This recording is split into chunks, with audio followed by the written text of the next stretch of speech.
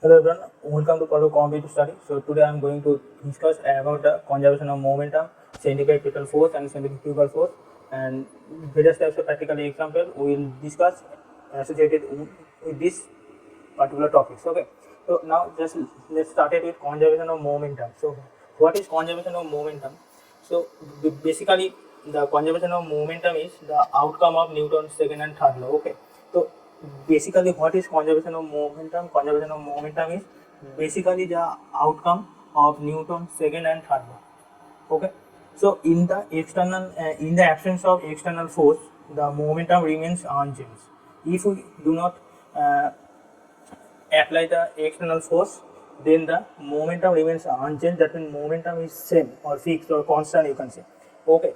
So this is the basic concept of this conservation of momentum, and here you can see the rocket propulsion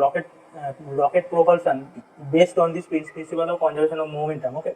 So in this particular case, in the rocket engine, liquid hydrogen and kerosene both are used as fuels. Okay, liquid hydrogen and kerosene both are used as fuels, and liquid oxygen, ozone and H2O2 both are used as a oxidizers. So liquid oxygen, ozone and hydrogen peroxide both are used as a oxidizer, but liquid hydrogen and kerosene both are used as a fuels in the rocket engine. Okay, so this is the rocket propulsion mechanism, and this mechanism is based on this principle of conservation of momentum.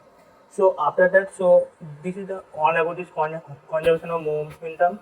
After that, I will discuss the centrifugal force. Okay. So now coming to the centrifugal force. So centrifugal force is called as a pseudo force or fixed force. Okay. So first of all, we want to know that what is centrifugal force and what is the exact definition. Okay. It acts in a direction pointing away from the center of the circle. Okay. It acts in a direction pointing away from the center of the circle. So basically, centrifugal force is, this is the circle. You can consider this is the circle, and it acts in a direction pointing away from the center of the circle. The centrifugal force acts from the center of this circle. Okay, pointing away from the center of this circle. Okay, this is the centrifugal force. Okay, this force is centrifugal force, and it is equal and opposite to centripetal force, and I will definitely discuss centripetal force later. So it is just equal and opposite to centripetal force. Okay. So now there are some practical implication of the centrifugal force, that is mud flying of a fire. Okay. Mud flying of a fire. So this is the one practical implication. Second, children feeling a force pushing them outwards while spinning on a roundabout. That means when children are in roundabout and they are moving, then they are feeling that something is pushing them. Okay, so this something is called as centrifugal force. Okay, and third is separation of milk and cream in a cream separator. That means in the bakery industry, so you can see the in cream separator, milk and cream are to be separated. So this purpose is based on the centrifugal force. Okay, and so now come to the why it is pseudo force or why it is centrifugal, why it is pseudo force or why it is fixed force. It is fixed or pseudo force which is apparent in a rotating frame. The centrifugal force is acts in a rotating frame.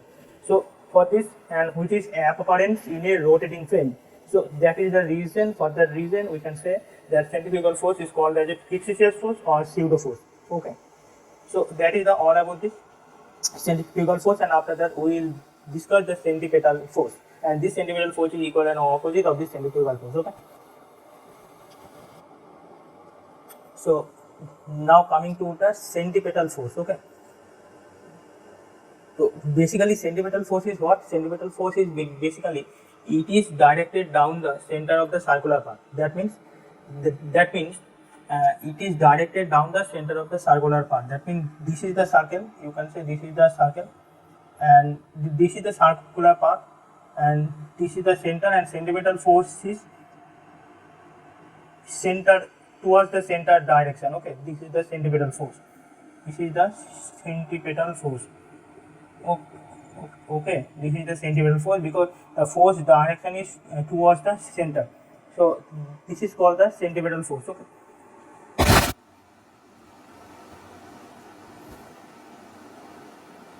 So now coming to the force directed towards the center. Okay, this is called the centripetal force. So there are some practical implication of the implementation of the centripetal force in our daily life. That is, turning a car, centripetal force is provided by the force of friction between wheel and ground. Okay, so suppose a car is turning from this direction. Okay, from this direction the car is turning, and the centripetal force is created when the wheels of this car and the base, that means ground, will create the friction force, and this friction force will create the centripetal force. Okay, so that's why it is said that turning a car, centripetal and the force direction is just towards the center. Okay, so turning a car, centripetal force is provided by the force of friction between the wheels and the ground. Okay, and the another example of this centripetal force is, that is, the gravitational attraction between the sun and the earth is provided by the centripetal force, and by this the earth is moving around the sun. Okay, and another example you can say, artificial satellites are moving around the earth. This is the example of this centripetal force. And now one information is very important for this particular centripetal force, that is, it is no work force. So why it is no work force? Because it is perpendicular to the direction of the force. That means the centripetal force is perpendicular to the direction of the object. That means in which direction the object is moving, the centripetal force is perpendicular to the direction of the object. That's why it is said that it is no work force. Okay, so that is all about the centripetal force, and after that we will discuss one mathematical problems related to this. Okay, so that is the mathematical problem.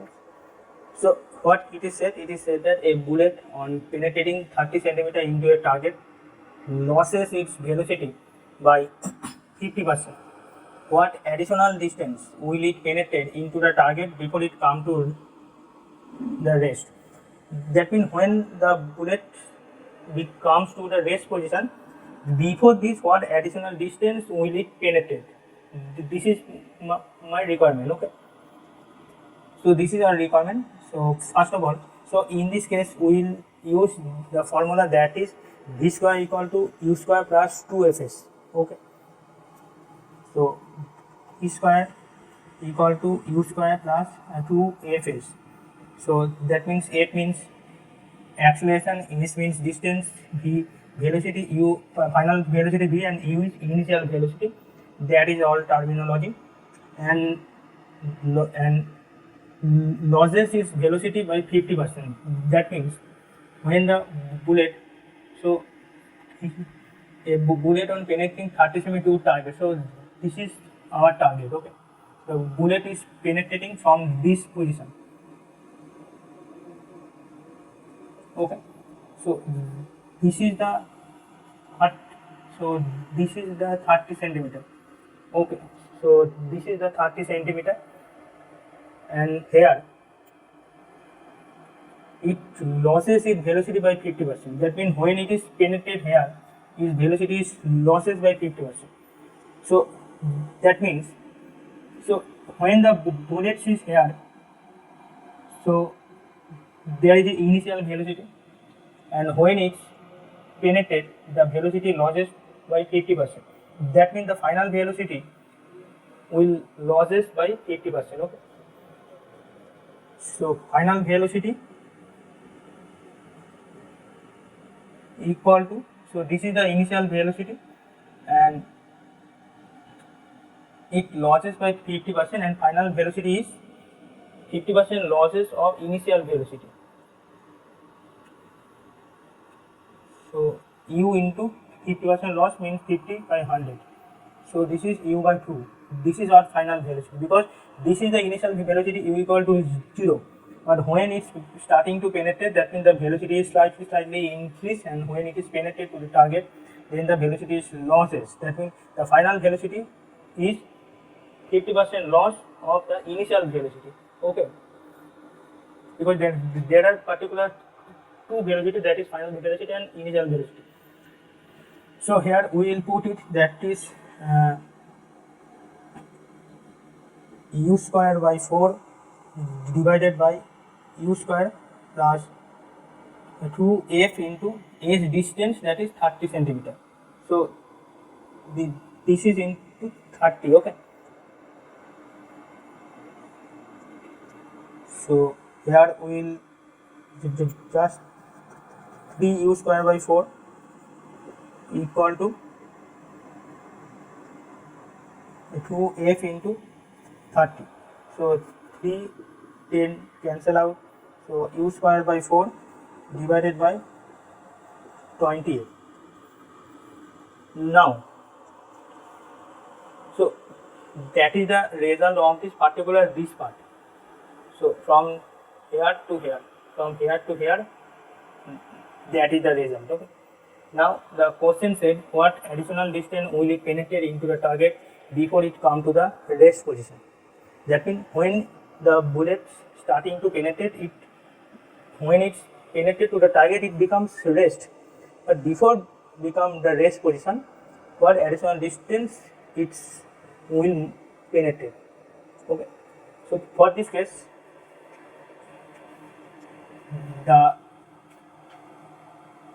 when it is penetrate, the final velocity v equal to 0. When it is penetrated, the final velocity is 0. That means there is no final velocity because it is penetrated here. So after that, it will not move. So this is the fixed point. And in this case, we will use the v square equal to u square plus 2afs. But here we will v equal to 0 and initial velocity. So that is the initial velocity, that is u square by 4 minus u square by 4, because it is already bullet cover. This velocity already bullet cover. After that, bullet is going to penetrate. So before penetrating, which additional distance? So that means this speed u square by 4, this speed already bullet covers. So that's why we will put the value u square minus 4 here, u square by 4 plus 2afs. Okay. So now this 0 plus u square by 4, that is u square by 4 divided by 2f. So here 2afs. Okay. So that is the particular thing. So now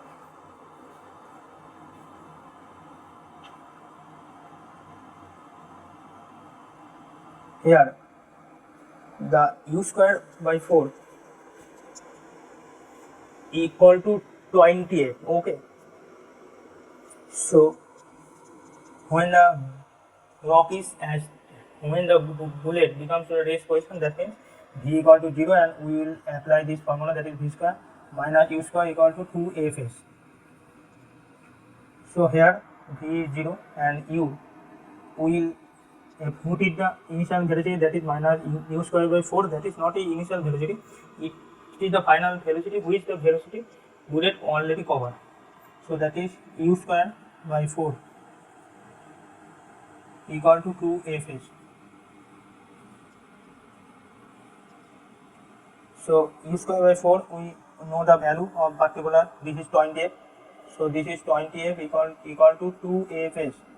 That is f cancel out, 2 20 10, then f equal to 10 centimeter. So this additional distance, the bullet have to be covered. Oh, the bullet will cover this additional distance before penetrating its target. Okay. So this is the all about the mathematical problem, and this is a very important mathematical problem. And here is a here we will use the formula that is v square equal to u square plus 2fs, and in this formula we have applied various requirements. So that is all about these problems. So this is the all about this today's session. If this session is helpful to you, then you can like, comment, share and subscribe my channel, and you can write your comment according to your requirement in the comment box. So thank you everyone. Thank you all.